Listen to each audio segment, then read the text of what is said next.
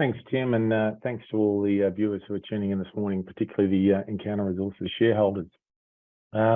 Encounter is focused on discovering copper, gold and rare earths in Central Australia. There's a huge opportunity that's emerging in Australia at the moment for a whole lot of commodities that are in very hot demand globally. Can you go forward 2 slides, please? That's just a snapshot of Encounter. We're one of the largest exploration landholders in Australia. We've targeted on 3 major regions in the Northern Territory, in the West Arunta in Western Australia, and the Paterson Province, also in Western Australia. We're well funded to complete our exploration plans on our 100% owned projects. We've got some terrific partners with BHP, South32 and IGO partnering on projects and providing funding support to those projects. The board itself, we've got Paul Chapman. He was very successful as the founding chairman of Silver Lake Resources. Took that to $1 billion company. Philip Crutchfield was the founding chairman of Zipco, and he took that to $1 billion company. We also got 2 of the leading geological minds of the generation, Dr. John Ronsky and Peter Buick, on our board. And Dr. John was awarded an Order of Australia for his services to geology in Australia. And they really have helped design and build what is one of the largest exploration portfolios for copper and rare earths in Australia. We've got a register that's about 20% institutional. We've also got IGO and Silver Lake Resources on our register, 2 corporates, and the board and management still holds around 14% of the stock, giving us skin in the game and alignment with our shareholders. You just move forward. So this is a summary of the project portfolio, really split into 2 main categories.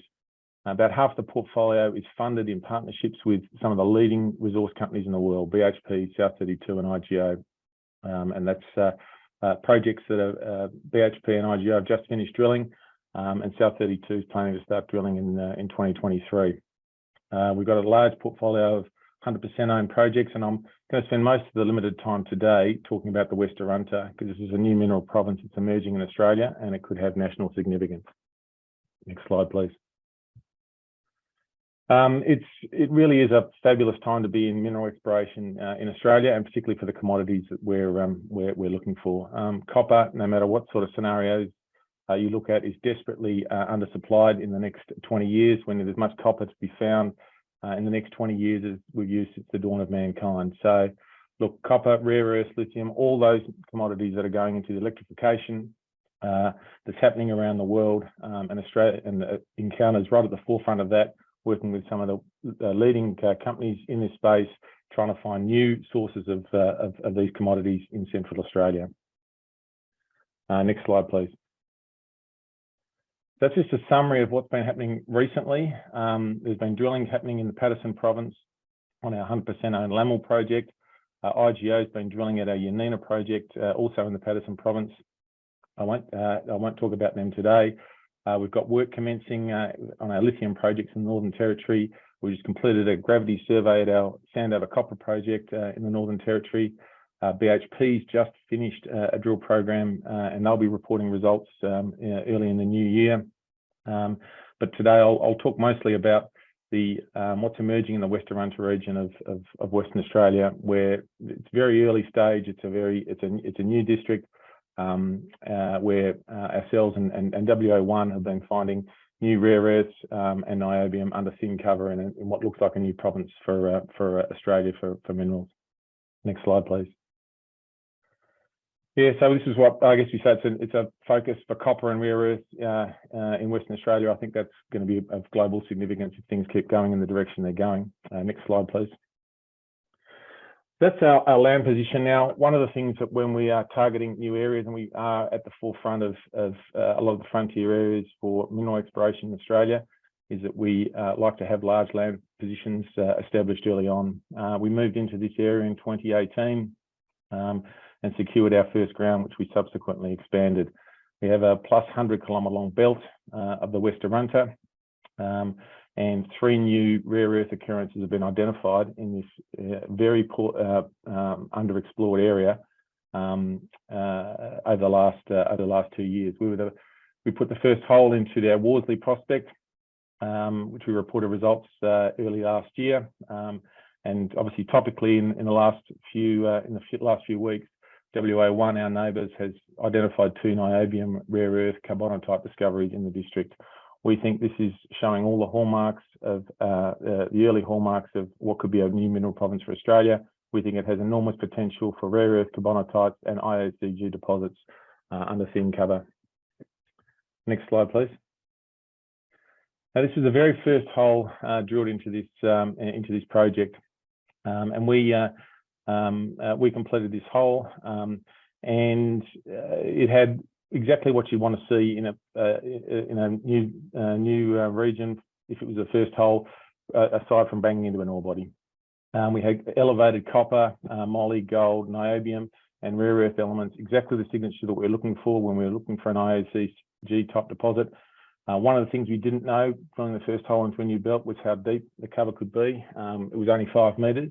And this has really serious implications from an exploration perspective, in that we can apply surface geochemical techniques, and obviously anything that we potentially find under this thin cover is going to be more developable. One of the really interesting things was this looked, for all intents and purposes, like the sort of drill hole you drill on the margin of one of those IOCG deposits in South Australia. We subsequently got the granites and age dated or by the Geological Survey of Western Australia, and this is rewritten the geological map out here. It's come back at a similar age to the Olympic Dam, hilltop sweep granites with a metamorphic event shortly thereafter. So it is really the same age, a similar event. It's occurring here under thin cover in Western Australia, not under 500 metres of cover like it is in South Australia. We're seeing this geology under 5 metres of cover, and that's really, really important. Next slide, please. So it's just that once we'd finished that first hole and we'd seen how significant that hole was. Now, importantly, the rig broke down on that drill hole. We only drilled 158 metres. The target was at about 300 metres, that magnetic anomaly that we were targeting. What we didn't have before that drill hole was a gravity survey. So we did a gravity survey last year, and we completed that box in the middle of the slide you can see. That's been a really fundamental data set. It's enabled us to really have an idea on the important structures that are running through this project, and it's identified a number of really important targets, including the Caird target right along strike from the Looney discovery from WA1, which was announced this week. And these structures are really important for providing the deep plumbing required for rare earth carbonatites and IOCG deposits. So that's one of the fundamental data sets that we've collected so far. When we had the chopper in the area, we did this with a chopper. We had the guys copped in for half a day.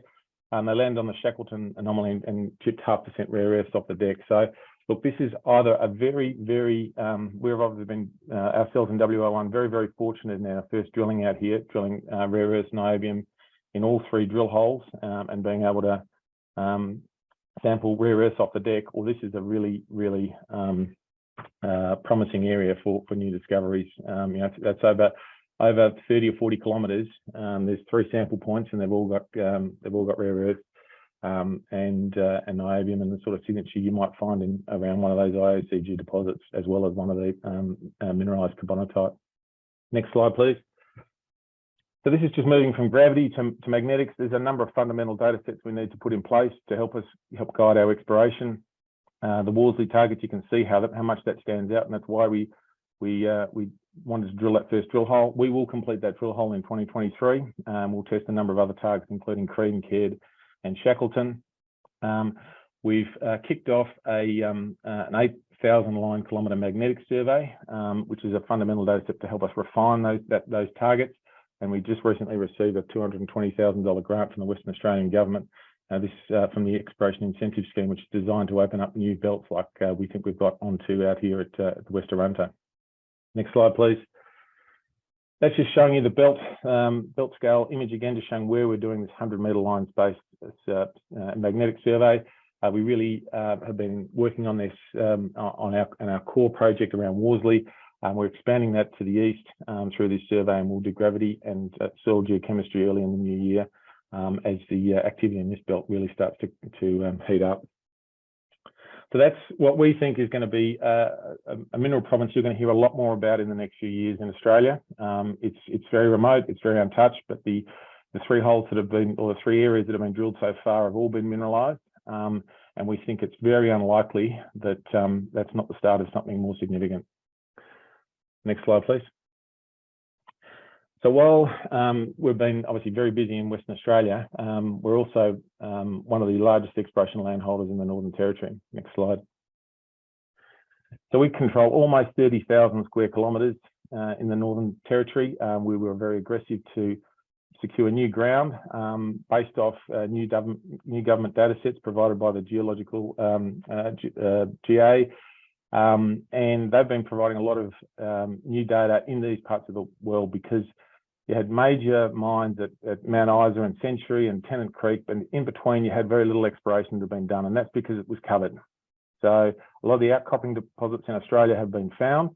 What we're really as an industry looking now is to getting under thin cover and finding that same geology and finding the next generation of deposits that's going to be required. So we moved in aggressively. We pegged and secured a number of the best copper anomalies in this data set, also some of the best geophysical addresses. We attracted BHP as a partner into our Elliott project, and Jessica and Carrara were in two separate partnerships with South32. So we've got a third of a project being controlled by run by a BHP, a third by South32, and a third is 100% owned ours. And pretty much everyone who's in the copper space is in the Northern Territory looking for copper at the moment. Next slide, please. I'll just talk about one slide, which is our Sandover Copper and Lithium Junction Lithium project. Sandover Copper is where we've mapped a 20-kilometre long outcropping copper horizon. We've got drilling planned there in 2023. And the Junction Lithium project, where this is one of the two provinces in Northern Territory that was identified by the Northern Territory Geological Survey as having these pegmatite provinces that are prospective for these lithium pegmatites. Pine Creek is where Core Lithium is developing their Finniss project. The second one is the North Arunta pegmatite province, and we're one of the largest landholders in this district. We've got a very interesting structural position and target that we've identified at Junction, and we're just kicking off exploration there at the moment. Next slide, please. So that's just to sum up.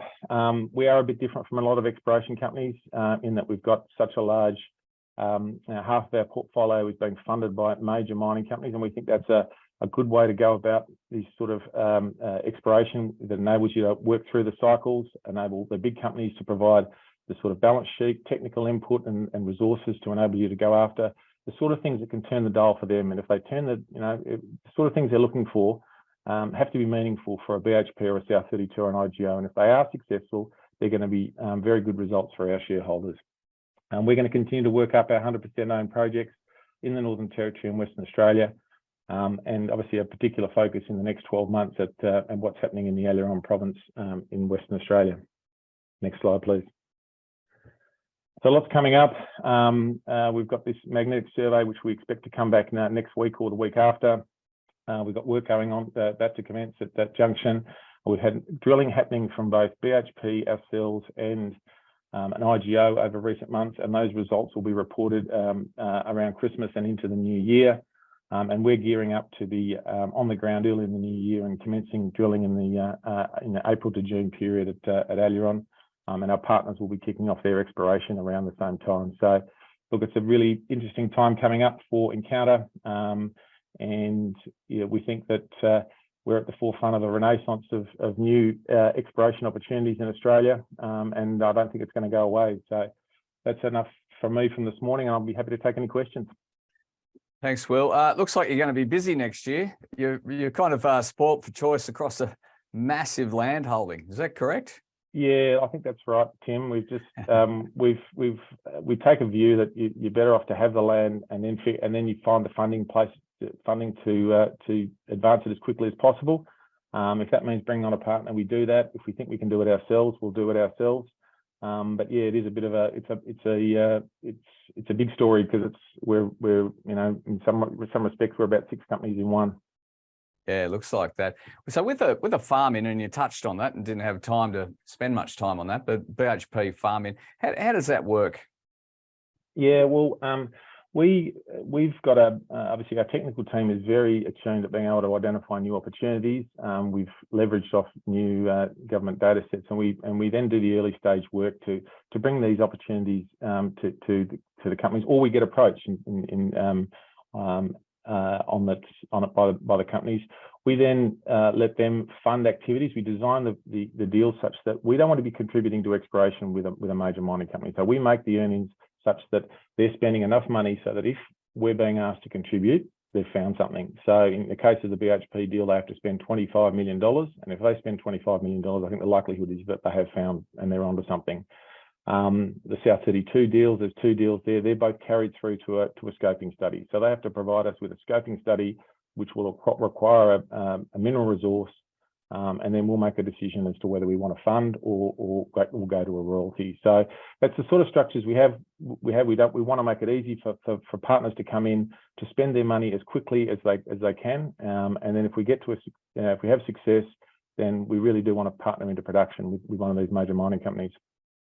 And just finally, and they are significant names in regards to your partnerships. Now, rare earths, we've seen a lot of gold companies focus on rare earths, but from a funding perspective, it's a way off compared to the sort of assets and partners you were talking about then. And ironically, rare earths actually aren't that rare. So what's the sort of funding pathway look like? It seems to be an area where the macro tailwinds are there, but the funding doesn't get spoken about a lot. Yeah, well, I think rare earths has probably changed a bit in the last 5 years, and just the fundamentals of the government support that you're seeing going into the rare earth developments, both in America and in Australia. And I think that's another source of funding that wasn't available 5 or 10 years ago. I think these are, rare earths are of national significance. They're fundamental to so many technologies required. They're on the critical minerals list for most of the European countries, the US and Australia. So I think what we're seeing now is that the market is starting to wake up to the opportunities that are emerging in rare earths. As you say, they're not geologically all that rare, but finding one that makes money is much more difficult. And one of the things out of those, these IOCG deposits in South Australia, Olympic Dam, there's a lot of rare earths in these IOCGs, and I think going forward you're going to see that a copper development with a rare earth byproduct is a very good opportunity. Well, that's all we have time for. Really appreciate your time. Fascinating story. Congratulations on those partnerships. Thanks, Tim.